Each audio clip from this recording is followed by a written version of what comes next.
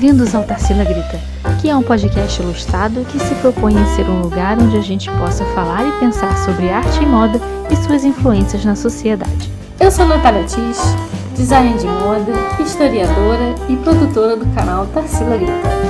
Eu sou Isabel Carvalho, historiadora da arte, mestre em estudos contemporâneos das artes e produtora de conteúdo do Tarsila Grita. Nós temos uma terceira componente, a Luciana Tis, formada em marketing e restauradora. Ela é nossa editora e colaboradora de conteúdo do Tarsila Grita. Oi, gente! Hoje a gente continua a série A Construção do Corpo Feminino pela Roupa, na moda e na arte, na primeira metade do século XX. E a gente vai falar sobre o entre guerras, entre a Primeira Guerra Mundial e a Segunda Guerra Mundial, Europa e Estados Unidos. Começamos a falar então sobre décadas de anos 20, anos 30 e anos 40. E a gente colocou de novo aquela divisão, né, de cronológica de moda, na moda e na arte. Então na moda a gente vai ter o entre guerras, né, que é os anos 20 e 30. E a Segunda Guerra, né, que é de 1939 a 45, que não tem nome ainda. Talvez algum dia alguém dê um nome para esse momento, mas por enquanto ainda não. E uma classificação, né, tipo, na arte, né, você tem essa divisão dos movimentos, né, surrealismo, dadaísmo, né, na moda não tem. Não, só mesmo os anos loucos 20. E aí nos podcasts anteriores, a gente focou na arte moderna. E a gente viu que, de modo geral, a arte ela voltava muito para um questionamento da própria figuração. E muitas vezes não se tinha representação de pessoas, ou as pessoas eram representadas de uma forma deformada, distorcida, como no cubismo, como na obra do Picasso. E nesse momento, resolvi trazer alguns outros artistas que, de certo modo, ainda estão nessa ideia do figurativo e que ainda que vão trazer uma estética bem da época para a pintura, principalmente as artistas mulheres. Nesse momento, então, da arte entre guerras, a gente tem a Bauhaus, a criação da Bauhaus, de 1919 a 1933. Ela começa após a Primeira Guerra Mundial, com a República de Weimar. Ela é criada em Weimar e depois ela se muda para Dessau. A gente vai falar um pouco mais para frente sobre a Bauhaus. E ela termina em 33 com Hitler na Segunda Guerra Mundial. Antes da Segunda Guerra Mundial, ele acaba com a Bauhaus. A Segunda Guerra é só em 39. E o Art Deco, artes decorativas, que é um desdobramento do Art Nouveau, né, com a ideia de uma arte total. Só que ele vai para uma outra linha, né? Apesar de ser um movimento que também se aproveita da questão do industrial, que nem o Art Nouveau, utilizando os materiais como vidro, como ferro, dentro da arquitetura, dentro do design, é um movimento que traz a linha reta. Então ele tem um apogeu em 1920, ele começa em 1910, isso é importante falar, mas o apogeu mesmo, assim, Art Deco é quase sinônimo de anos 20, praticamente. E em 1930 ele vai sofrendo uma mudança, vai ser cada vez mais decaindo até entrar em desuso, no final da década de 30. E a gente vai ter também um outro destaque, que a gente começa a falar de uma arte norte-americana, principalmente de artistas europeus que se mudam para os Estados Unidos por conta da guerra. Então é uma arte que se desloca de Paris para Nova York.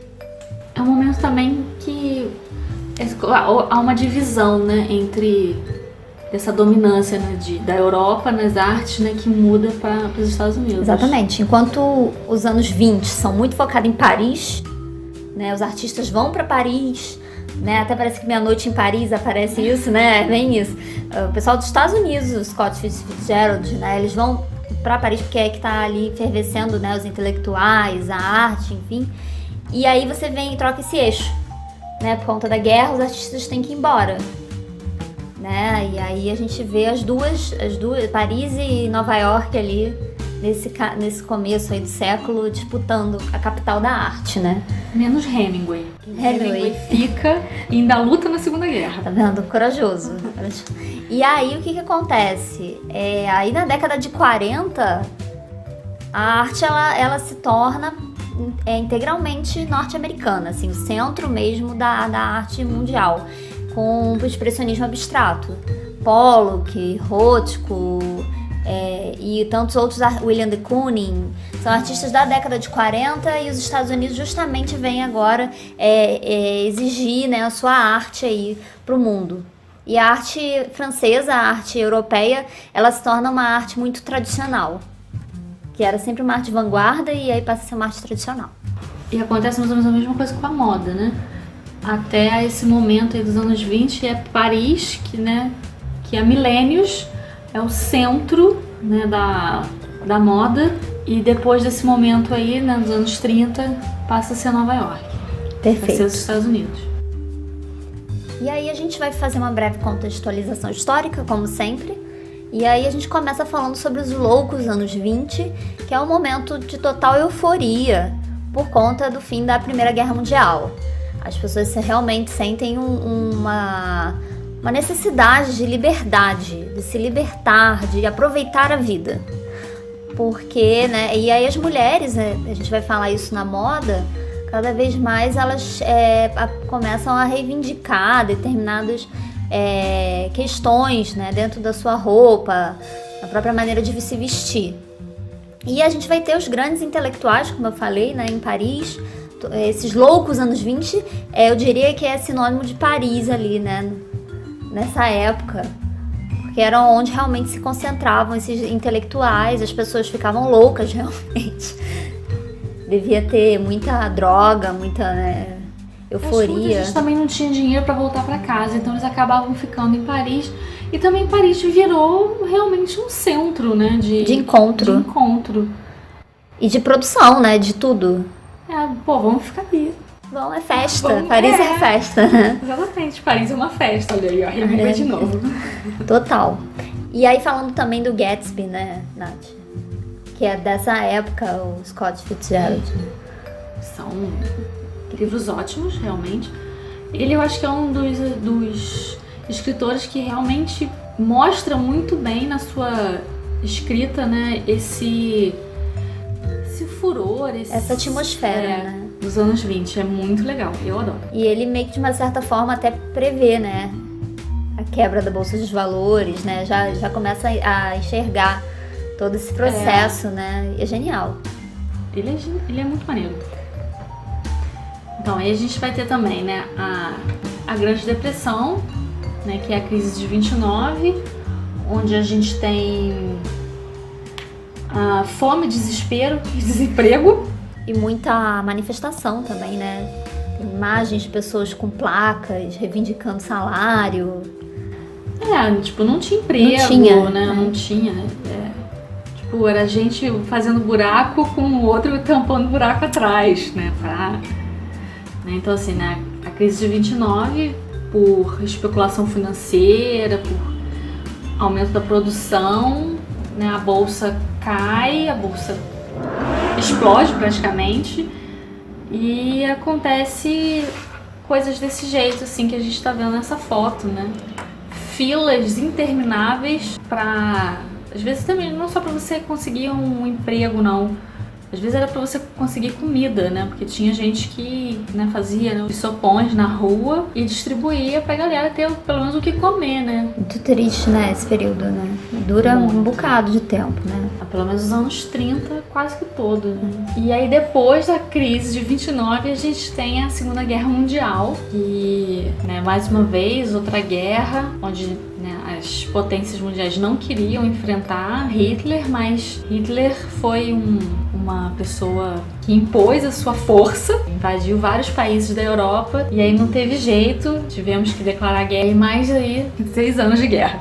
E novamente as mulheres sendo mobilizadas, né, para participarem da guerra enquanto enfermeiras, pilotos de avião, né? A gente vai ver várias fotos, elas vão desempenhar vários papéis dentro da Segunda Guerra Mundial, diferente da primeira, né? Tinha mais a questão das indústrias, lembra? Que tem as indústrias, mas elas vão desempenhar outros papéis. Elas se alistam para o serviço militar, né?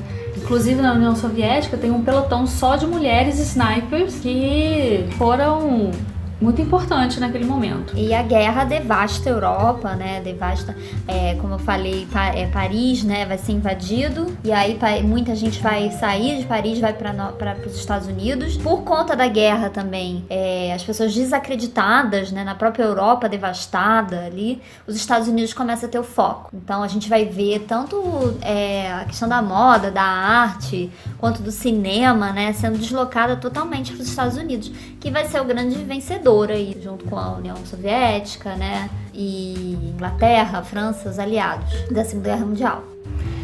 E aí a gente vai ter agora, né, uma linha do tempo onde a gente vê exatamente essa mudança da linha da cintura pro quadril, né? A partir de 22 a gente já não tem mais uma linha da cintura marcada, a gente vê bem mais o quadril e esse corpo meio quadrado, né?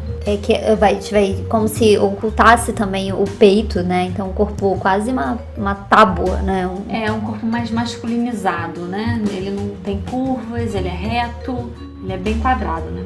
E foi uma estética assim que vigorou durante a década de 20, né? Praticamente toda, né? E aí você vê que 29 já vai trazer aquela questão das costas, né, aparentes, que vai ganhar força na década de 30. Isso aí. E a saia mais longa, marcando bem as curvas naturais do corpo feminino. Então, assim, o que vai acontecer na moda durante esse período de entreguerras? Ela não vai mudar muito, porque ela já tinha mudado antes com o Paul Poiret, como a gente viu no podcast anterior. Ela vai ficar mais criativa e mais arrojada. Então, assim, a gente vai ter mais pessoas pensando em como costurar, em como desenhar, né, no processo da roupa em si. Então, assim, se no período da Primeira Guerra Mundial as roupas foram ficando mais simples, mais utilitárias, agora ela vai se ajustar aos desejos femininos. Então, assim, quem agora manda na moda é o que a mulher quer. Então, assim, até mesmo, né, devido à escassez de material que aos poucos vai se normalizando, né, a partir de então que a gente vai começar a ver e a perceber que as roupas vão ficando mais elaboradas, com mais adornos. Então, assim, a gente vai começar a ver glamour. É palavra-chave, né? Da Exatamente. época, glamour. Então aqui a gente tem uma linha do tempo da década de 20, com as roupas de baixo.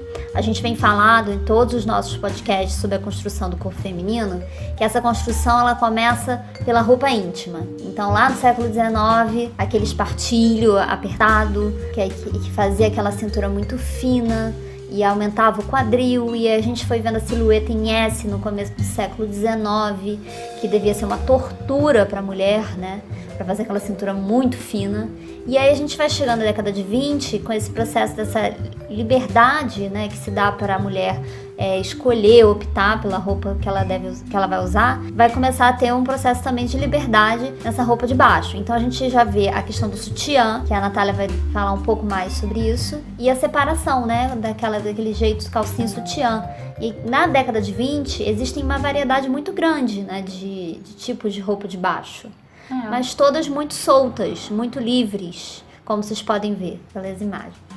E a gente vai ter também, os achatadores de peito, que não mostra aí, mas existia também, que era justamente para fazer esse corpo, né, mais quadrado, mais plano, né, sem curvas. E o sutiã, assim, é muito legal, porque a primeira mulher, né, a pensar o sutiã foi a Hermine Cadoli. Ela simplesmente cortou o espartilho em 2 peças, alterando a parte de cima em algo que vai se parecer com o sutiã moderno, os sutiãs que a gente vê hoje. E ela patenteou a sua invenção em 1889 ainda. Outra mulher que também patenteou a sua ideia foi a Mary Polly Jacob. Ela é considerada a inventora do sutiã. Em 1914 ela patenteou também a sua ideia, depois de fazer alguns sutiãs para suas amigas. Curiosidade da Mary Polly é que ela não conseguiu vender esse sutiã. Em 1914, né? Não, ela não conseguiu ter produção e venda. E aí o que ela faz é que ela vende a patente para a Warner Bros. Que logo depois, né, aí a Warner Bros tinha condição de fazer, né, de produzir o sutiã. Ela vai vender por pouco mais de $1.500. Só que mais tarde a empresa vai vir a lucrar algo em torno de 15 milhões com esse sutiã. Caraca. Então, assim, uma pena, né, que ela não pôde ter A chance de vender. de produzir e vender. Então, essas são as fotos, né, da roupa íntima da época. Né, assim, não parece nada com uma calcinha e nem com sutiã. É um shortinho e uma camiseta. Parece um baby doll, né? Um baby doll. Então, E muito soltinho. Você vê que respeita muito essa coisa do corpo, né, da mulher. É soltinho. E aí você botava uma roupa por cima que era soltinha também. Era tudo muito soltinho, né? Então, a mulher tinha liberdade pra se mexer, pra dançar, né? Depois de estar toda comprimida, ela agora tá Soltinha. Você vê as danças daquele Charleston, né? Aquelas o jazz. Exigia que você mexesse o corpo, né? E aí, se você tivesse uns partinhos, você não ia conseguir se mexer daquele jeito, né? Comprime, né? Você não consegue fazer nada com os partinhos. Lindo e assim, sofisticado, né? De seda e algodão, com rendas maravilhoso. Trabalhado, cheio de nervurinha. Lindo. Essa moça, né? Vocês percebem que ela é bem magrinha. Ela tem pouco peito, não tem bojo, não tem nenhum volume ali que aumente a parte, né, dos seios dela. Com essa calcinha que parece um short, baby doll, né? Um cropped, praticamente, o sutiã. Mas lindo, sim, muito lindo. E era bem, ela, assim, sem dúvida, essa moça, ela era um exemplo de beleza, assim, de modelo de beleza dos anos 20. Porque você tinha que ser bem magrinha, né? E pra se adequar o que era bonito pra época, né? E ali você vê, né, que é um sutiãzinho, né? Assim, até de certa forma meio grande, né? Mas que não marca o peito, né? Ele não faz o bojo, né? O volume do peito. Uma gracinha. E aqui também é bem interessante que aí a gente vê uma peça de 1928 à esquerda, em que a gente vê uma peça inteira, né, uma roupa íntima que ainda é inteira, né, pra gente ver a diversidade. Então você podia usar duas peças como você podia usar uma só. E a cinta liga, que também é uma invenção da época, né? E aí a cinta liga é um sinônimo de sensualidade dessa época, no final dos anos 20, né, pros anos 30. Muito lindo. E aí você vê, né, aquele sutiã ali já é um sutiã mais parecido. Que hoje em dia se usa.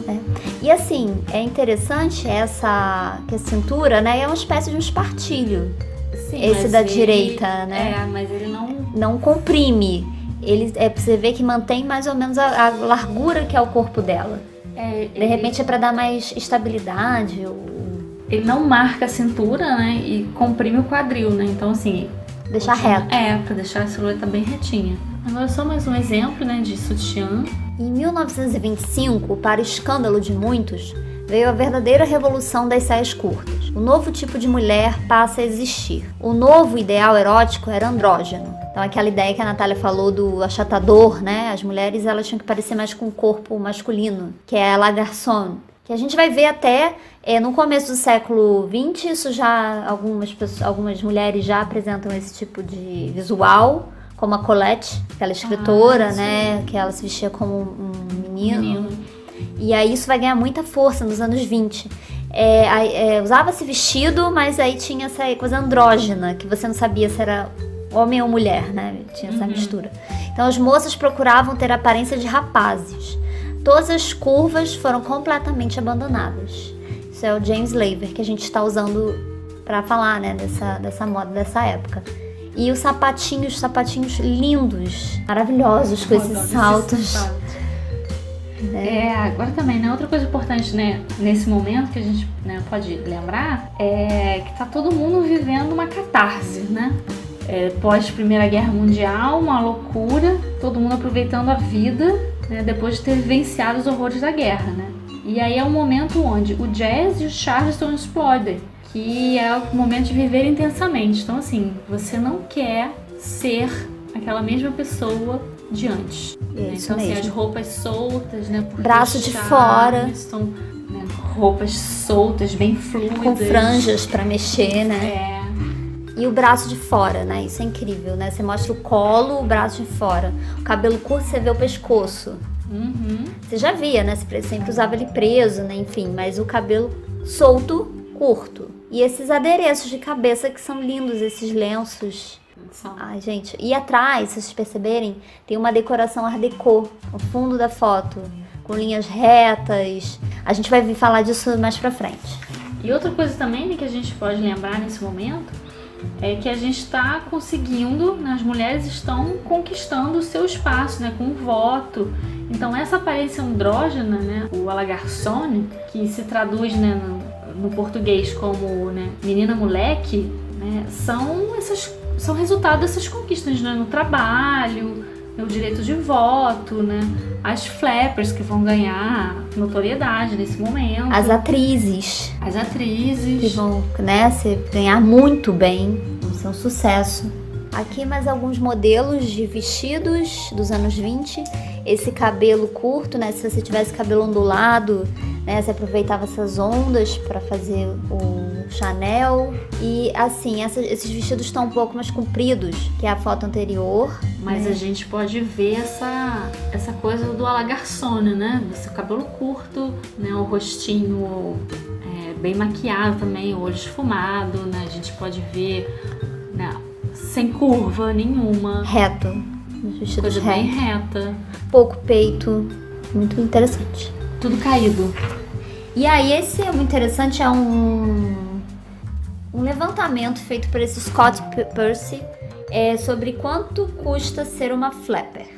E é muito interessante, ele usa como padrão a Clara Bow, que é uma atriz desse período da década de 20.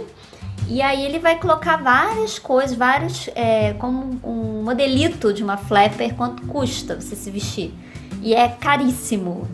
Então, por exemplo, colar de pérolas, $50, blusa de seda branca, então só coisa de alta qualidade, $25. Chapéu chiffon branco com veludo preto, $25.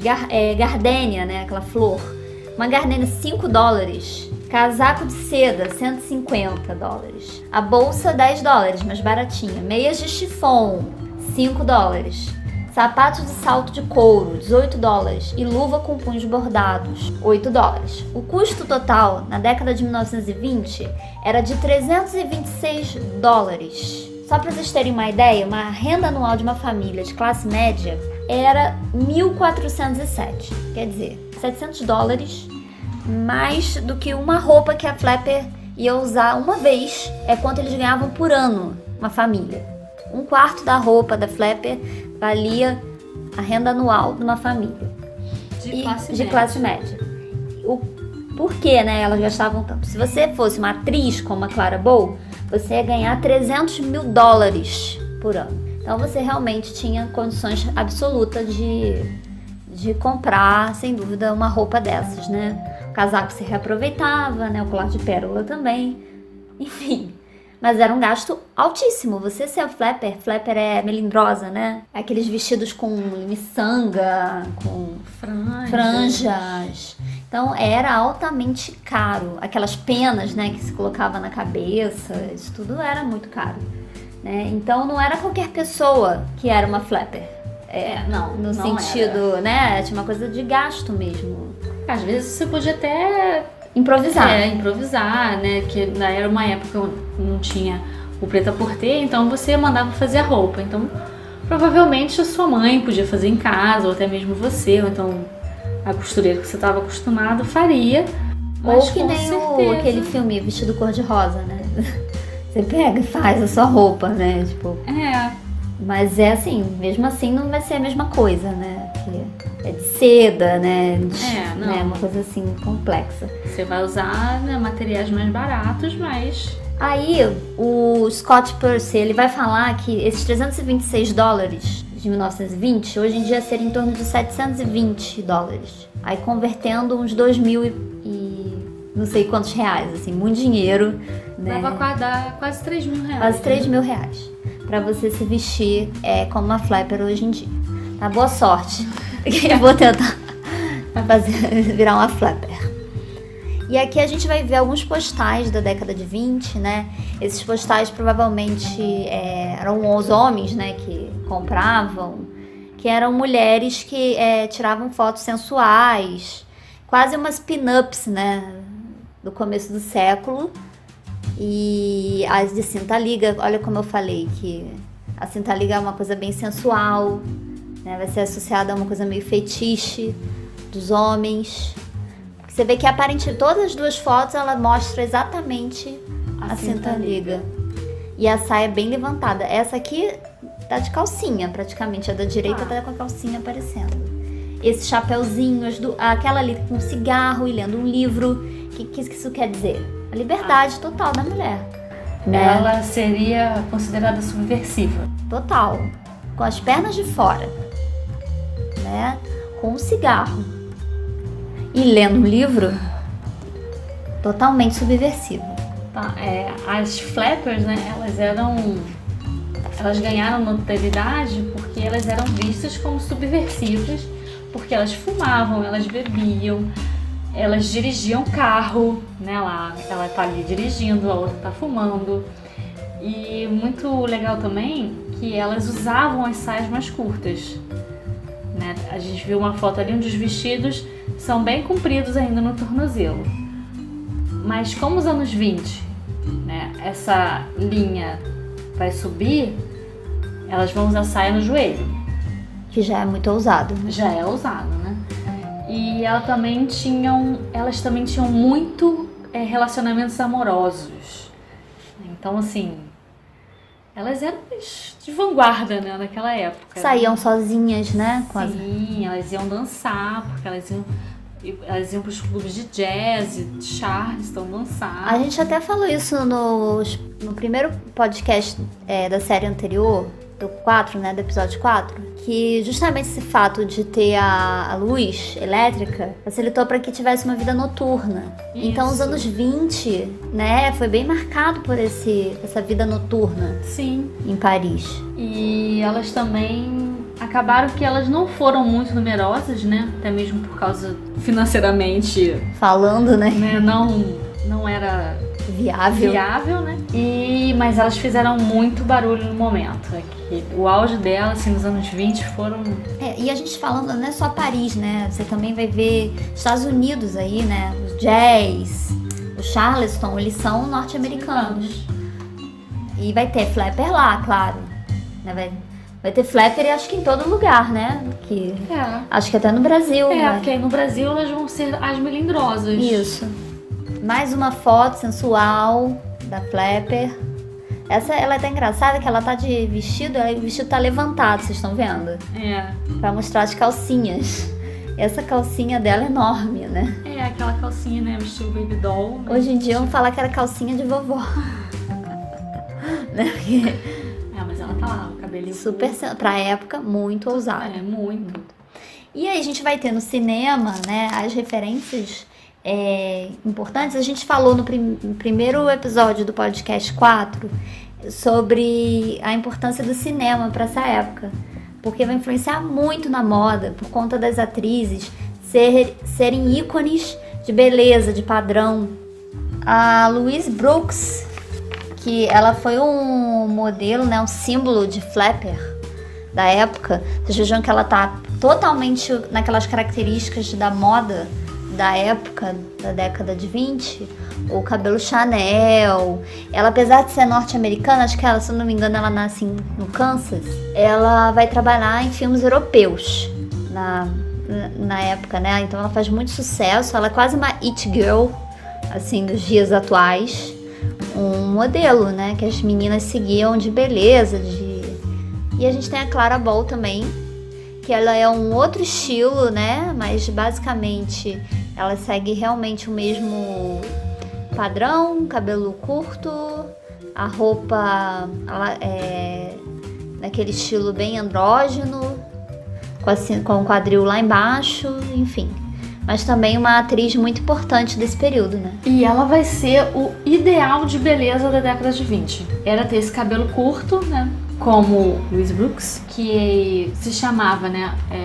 Corte bob, ou a la garçon, ou então esse cabelo preso, né? Também curto pra cima. Os olhos negros e esfumados, né? Com esse ar de cansada, depois de ter dançado Charleston a noite inteira. As saias curtas e a boca bem vermelha, né? E a sobrancelha desenhada. Isso, elas não tinham sobrancelha, gente. A gente às vezes vê umas senhorinhas na rua com a desenhada. E fica falando assim, ela não tem sobrancelha, mas é porque era moda Na da época. juventude dela. Então ela com certeza raspou Muitas raspavam a sobrancelha e e não cresce mais. E aí elas têm que desenhar até hoje. Eu sei que muitas desenhavam. E esse rostinho da direita, né, que a gente vê essa foto, é exatamente esse ideal que ficou dos anos 20. Então ela É um símbolo, né? Uhum. E ela é a tal da atriz que o nosso amigo Scott Percy vai falar que ganhava 300 mil, que gastava toda essa roupa, foi baseada num